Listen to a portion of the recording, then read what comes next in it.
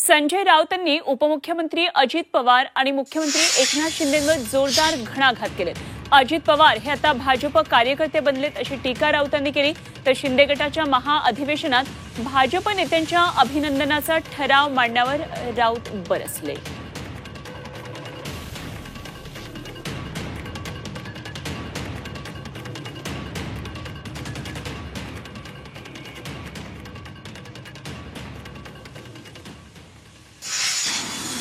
जनता जो है बारामती की पवार साहब के साथ, उनके फैमिली के साथ है। देखिए, अजित पवार अब भाजपा के कार्यकर्ता बन गए हैं। वो राष्ट्रवादी कांग्रेस वगैरह सब ढोंग है। आपने देखा होगा